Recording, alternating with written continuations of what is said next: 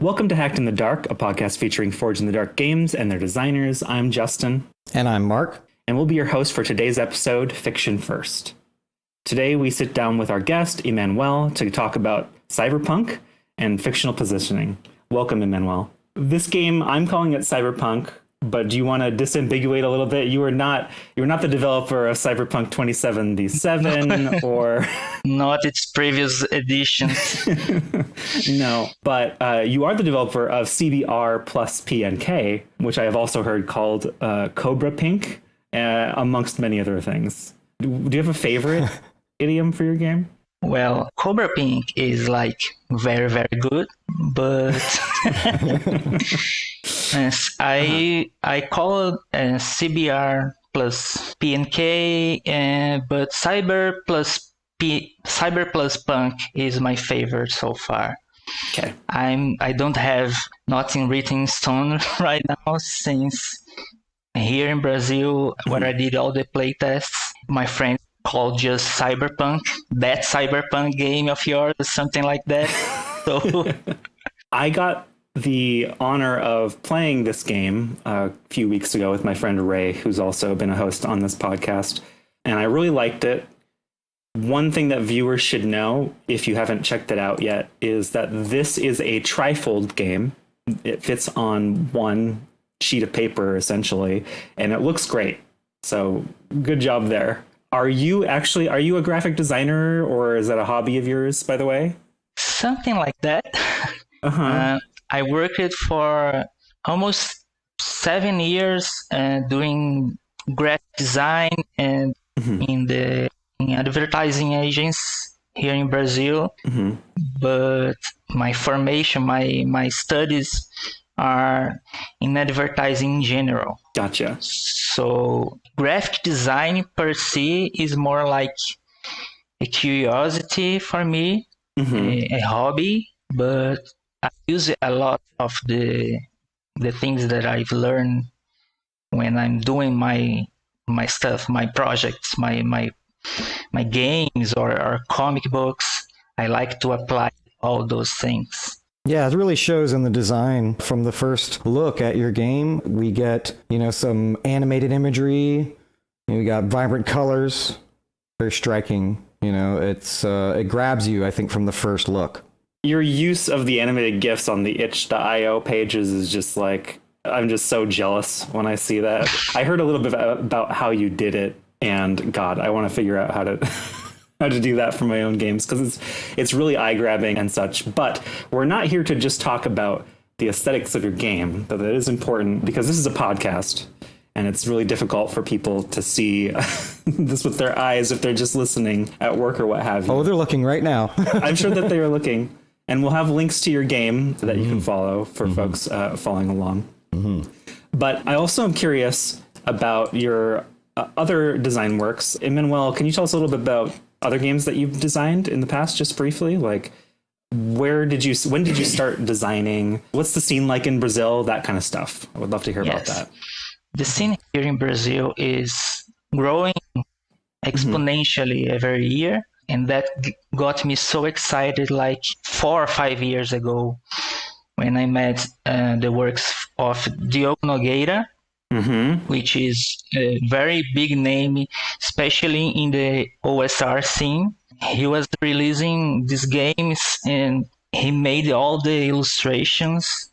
And I was like, I want to do that too. So I came back to the RPG as a hobby, and when I came back, I got to know Diogo's work and all other Brazilians doing this great stuff. And I started to tinkering with the systems, my favorites like OSR games, and because I didn't know by the time some of the more modern games like Apocalypse World and that stuff. And then I got some small games, play with my friends, One of them developed later to be Masmorra, that I haven't launched in English yet, but I intend to this year. And also designing board games, especially card games, my favorite type of board game, tabletop game, other than RPGs. And that led me to Escape from Station 52, which is a card game for solo playing and inspired by movies like Aliens and Event Horizon, or games like Dead Space, which I love. I'm a big fan of Dead Space too. I would really love to see more horror RPGs with that aesthetic. I know that some people say things like Mothership and what have you can do that, but I've not seen one that specifically is that kind of a trope before, personally. Or at least they hit it for me. I'm also getting strong alien vibes from this Escape from Station 52. Yeah. I love this franchise. Mm-hmm. I've heard a lot in relation to Brazil about the OSR scene. Is that kind of the big indie scene? Is that kind of where it starts in Brazil, is with OSR? Yes. Mm-hmm. As far as I know, D&D, like AD&D was pretty big here, but a little later than in the USA, we got this black box, which is the easy to master edition of D&D. It was very, very popular here. And I guess because of that, many designers started, and other games became more famous based on D&D. So because of that, I think that OSR is so big here. Do you find that there are many games that are kind of exclusive to Brazil or the Portuguese-speaking countries of the world? There are a few, yes. I compiled a collection on each with Brazilian games. Ooh, yeah. Mostly RPGs and not exclusively OSR. All kinds of systems and modules. And to try to propagate these creations through the world. All of them are in English, but there are works that I know of still not translated to English or any other language, just Portuguese. And there are big names here like Tormenta or TTRPG, which are really big RPGs. And like Tormenta raised in a crowdfunding like 8 million reais recently. Ooh. Something like that. Wow. It is very, very big. It's been going for like 30 years already. Most of the beginners, they start playing those systems like Tormenta or 3D&T, something like that. And they are Portuguese on, as far as I know. I've had the pleasure of meeting a few and working with actually a few Portuguese speakers from our Blades in the Dark Discord channel. I worked on a Scoveland supplement for Blades in the Dark with Fernando. You can find online at NANDOFG on Twitter. And I believe one of our very own Discord members, Emma, is Portuguese. I've really loved to see the international scenes. I know they've always existed, but the awareness of like different scenes from internationally has been really cool for me to see. I'm a big comics fan too, and like the difficulty of getting Euro comics here in the USA has always like really bugged me because of just how expensive and how inaccessible they can be to get in English, which is a rare thing for us English speakers, right? We usually get everything we want, but sometimes indie stuff like RPGs and comics don't make it over. So we've talked a lot about the Brazilian scene, but I would really love to talk more about your game. So Cyberpunk is, like I said, a one-page like trifold game. What went into the decision to make it that low of a profile? Was that kind of a challenge for you to do? Mostly it was the challenge, yes. It started as a very small document on Google Docs.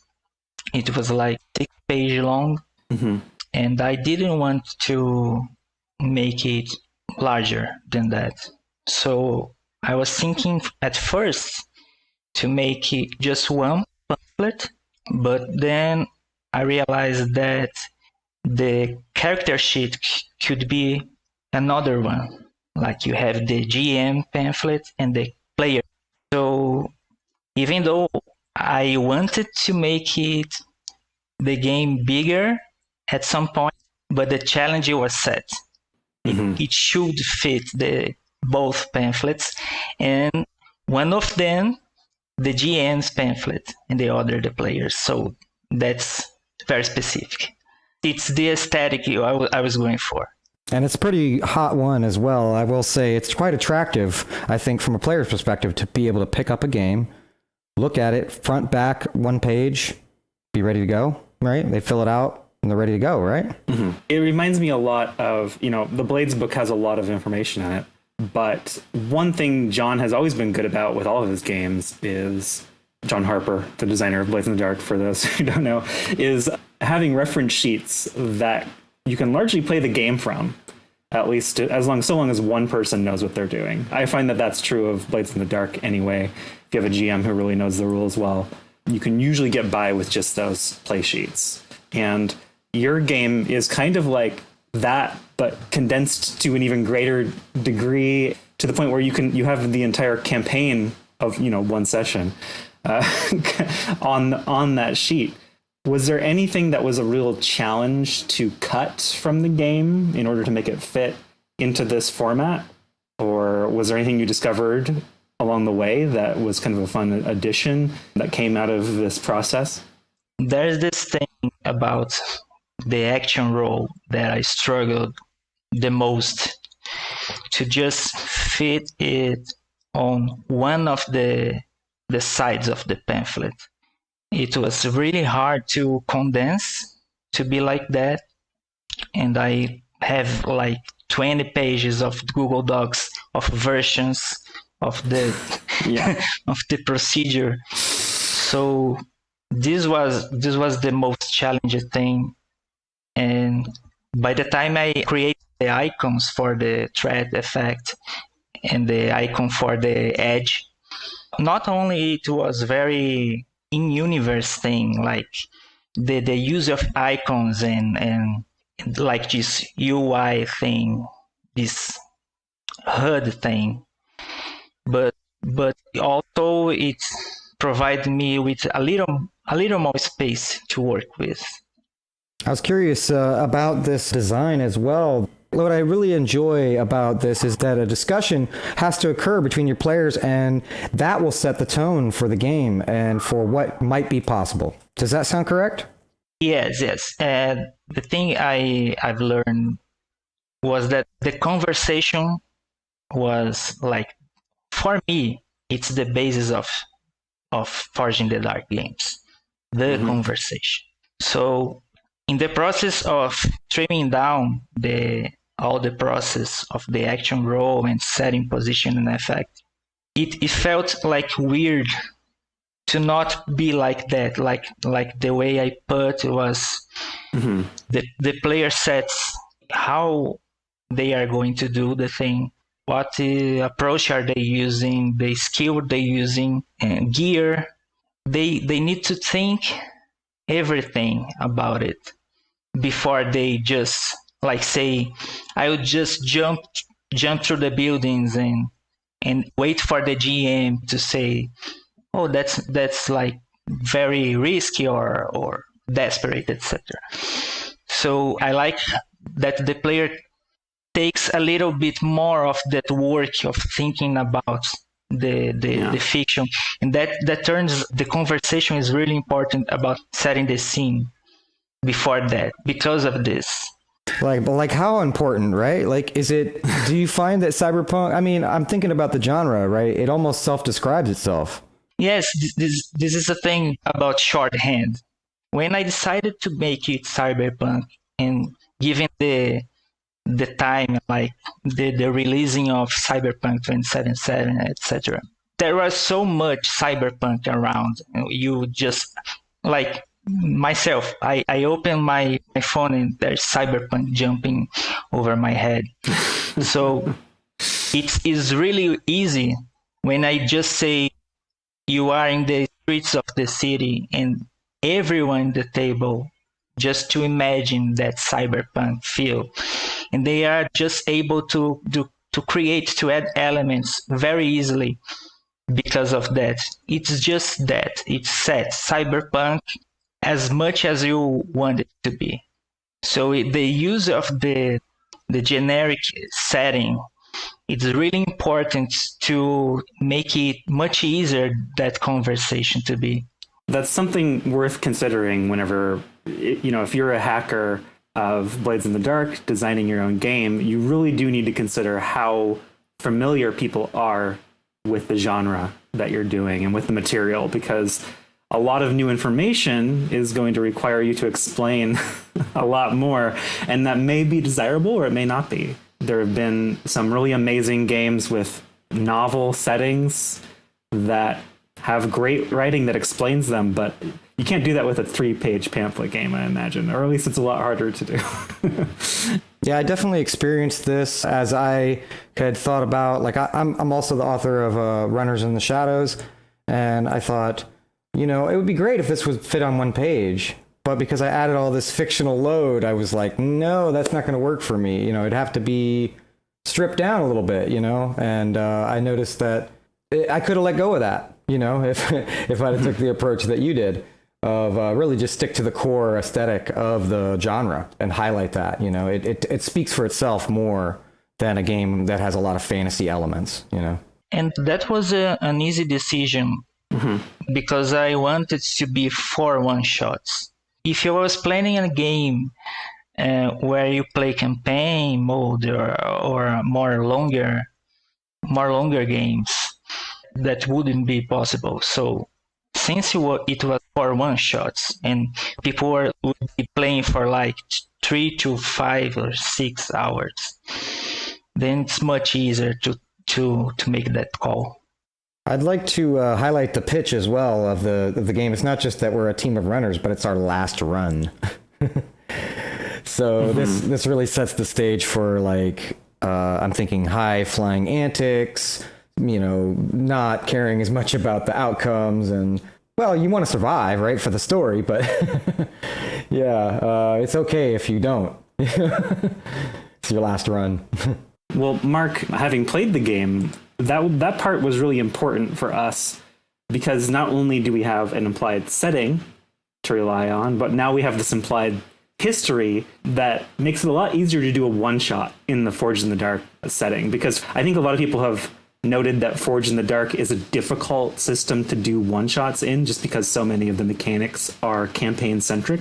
Right. And because growth of your character is so big of a deal. But from the get-go, Emanoel, whenever you say, this is your last run, there's a lot of questions there that are really fun to answer about, like, who are we? Why have we been together all this time? And why are we still so dysfunctional? Because a lot of the character choices really lend themselves to that kind of a dynamic.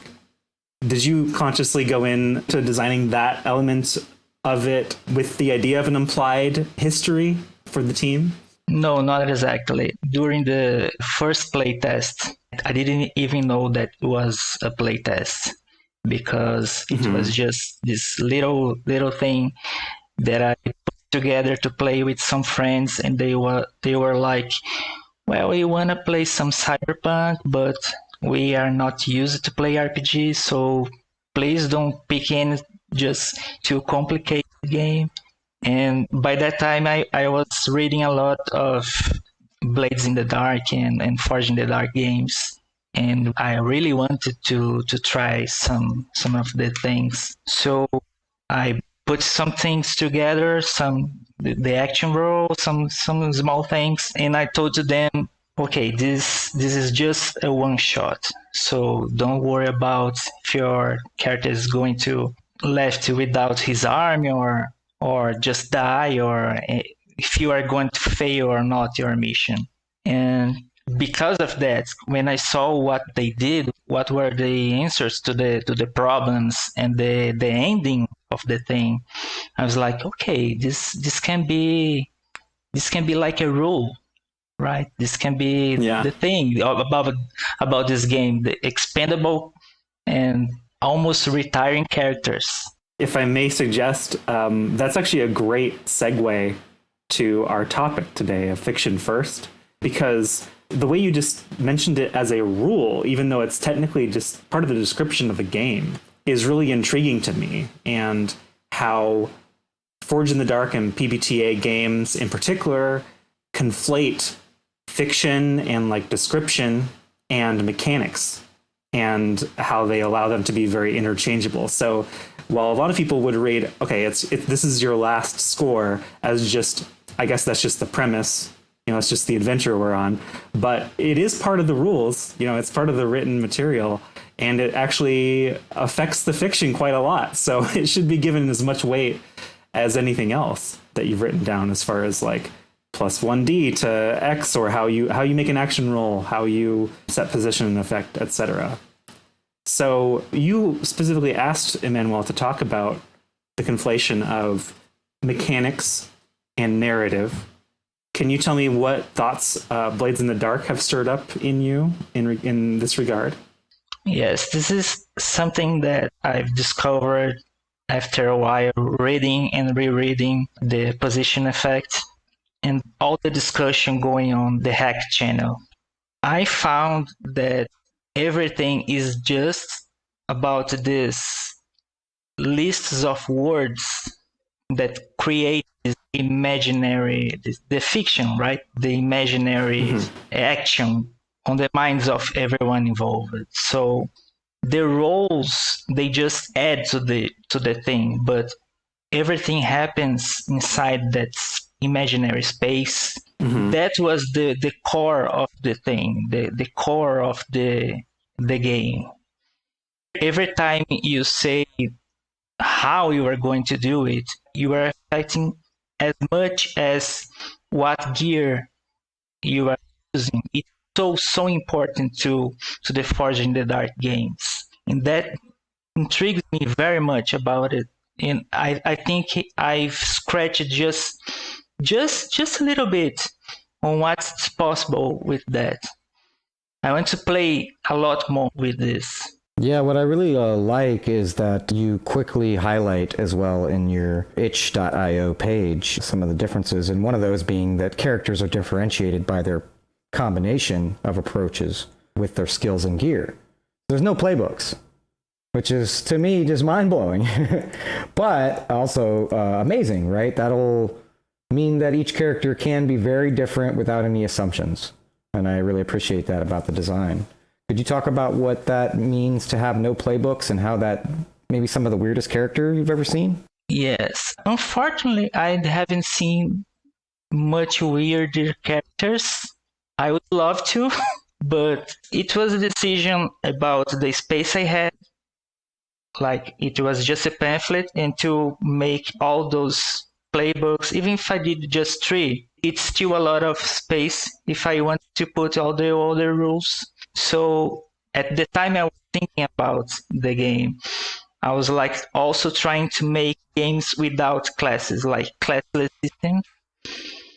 So that was one of the things that I tried to make it here. Like, you can make up your playbook just by choosing the approaches you are strongest and the skills you're having. I find that some players require that you give them some guidance. Like, they want to make a infiltrator. Yeah. And if there's a playbook infiltrator, they will just use that, just pick that. But they don't easily just add some points in stealth and some points in assassinate or something like that. So maybe in the next iteration I'll do some kind of role mechanics, but for now I think it's very good to just let the imagination flow and just make any combination you want to make. And the cyberware, it's just being like open like that, like a fate aspect, right? Just make it much easier. I found there was plenty for me to make a character that was interesting, just because, kind of to tie the two conversations together, the choices you make about the cyberware, for example, whatever you think is cool, really affects like who you imagine your character to be. I know I chose to have basically camera eyes, and that really focused my character in on kind of the influencer, like a really wild influencer type person who wanted to just record everything. Yeah, Lemon's wild. He was an interesting character. I'll have to tell you about him sometime. But those decisions are mechanical decisions. You know, having the camera eyes helped me many times in that adventure, but the way that I used them was largely narrative. You know, the way that I described myself actually using those things started with the fiction first. You mentioned maybe next time you'll have some random tables. Are you thinking of designing more in the Forge in the Dark space? And do you have any thoughts to share with us on that? First of all, I just want to expand just a little bit of this game and make it maybe just some other genres with that system. Yeah. But I also want to play with rules for longer campaigns and something like that. I don't know if it's going to be using that system or just a new hack, but it's something that I want to play with more. Like crew advancements, the gang wars, I don't remember how it's written in the book, but like the gang systems and the faction turns, etc. Ah, I see. Yeah. Right. So long-term play, right, is probably the only weakness so far I'm seeing. But it seems like you could actually turn this into a long-term game fairly easily just by incorporating some of the things that we know about downtime from Blades, for example, or even just using the action system during your downtime. You know, that seems like a perfectly fun way to continue to play this game beyond a one-shot. I like the idea of a cyberpunk Forge in the Dark campaign that starts with a one-shot of this game, the one that supposedly is your last, and then it turns out not to be true. What a perfect question. Why is this not your last run after you said it was? Why wasn't that your last run? Yep. Could be the start of your sequel game. Yeah. Mm-hmm. Another possibility is every session you make a new character, and the campaign is not about the characters, but the cause. It's something I'm thinking about, and maybe you choose like a nemesis, like a corporation or a person or the world hunger. I don't know. So you just make all these runners doing things to achieve something in the end. Like, that's really cool. Yeah, you want to throw down that corporation. So all these runners doing these side jobs at the same time, maybe you do something like you do a flashback and talk about, no, I encountered this other runner, he helped me with that. And then the next session you play how that other runner encountered your previous character. I like that a lot. And they are built up to throw down that corporation or something like that. Yeah, you're not just a crew, you actually are playing the cause and not the people per se. I guess like the closest I've come to that in a Forge in the Dark game is maybe Band of Blades, I guess, because you are kind of the Legion, you're not really any one character per se. I like that a lot. That resonates with me. The idea of cyberpunk heroes solving world hunger is maybe a little scary. I shiver at the thought of how they would do that, but we'll see. Yeah, how many runners does it take? You know, how many last runs before you finally solve that problem? All of them. Yeah, could be. So, Emanoel, you want to iterate on this idea a bit. Can you tell me, how did you start getting into Forge in the Dark? Kind of to take it back to the beginning of our conversation. How did you start getting into Forge in the Dark specifically? Especially in a scene that, you know, is very OSR influenced. How did a modern game like Blades in the Dark come into your purview? I've met some of the John Harper's work, I think the first thing that I encountered was World of Dungeons. Yes. It has this OSR aesthetic, and that's how I got into his work, and I played some Late Blackbird, and by that time he was developing Blades in the Dark. I think it was the 60th version, something like that. And from that, it was very intriguing to me. I just wanted to play the game about thieves and rogues and in this steampunkish city. And as soon as the Blades book came out, I found out about the Discord, and I joined in. I was like lurking in the shadows, reading all this thing, these hackers doing all these things with the rules of the game. It was very inspiring for me. Yeah, there's definitely a renaissance going on right now, so to speak, with Blades in the Dark and Hacked in the Dark aesthetic. It's a wonderful time to be a designer, actually. If you think about compared to the OSR kind of baggage that comes along with that, the number of tables and fictional just conceits. Hey. All of that, like that really I cut my teeth on, and I think John Harper would agree as well that they did as well. John will be quick to tell you that they're an OSR fan. Their GMing style leans towards this heavily. Yeah, I've really latched onto that myself because I am one of those who believes in like a division of narrative power, and I think that John really just nailed it with the aesthetic, you know, the division of power that way with the Blades in the Dark system.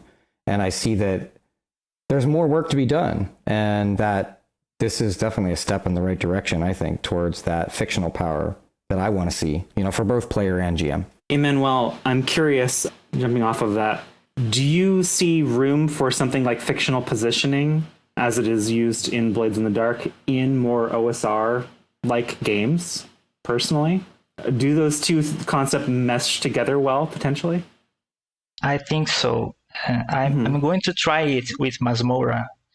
Like I'm going to redesign the core resolution system to include more of that. I think it's really important to navigate through all these scenarios, these communities. It's very important to know what are they doing so you can incorporate to your work. Because of that, even though I don't agree with a lot of things the OSR community has been bringing up lately, but yeah, I still walk in that space to see what I can take good ideas I can take and remix with my work, so I can bring something to it also. I think it's possible to do that.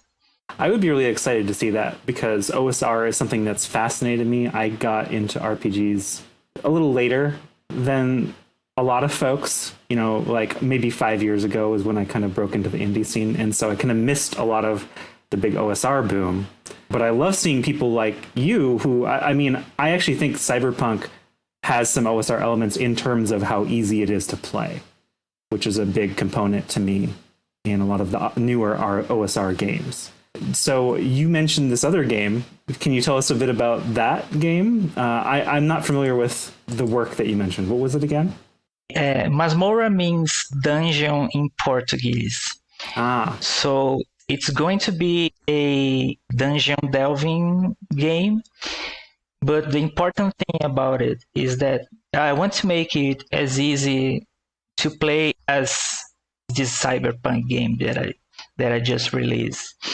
So easy to pick up, easy to play, and low burden for the GM. That's very important to me. Oh yeah. More power to the players, more narrative power to the players, and freedom to create your characters. There's this movement adjacent to the OSR that FKR.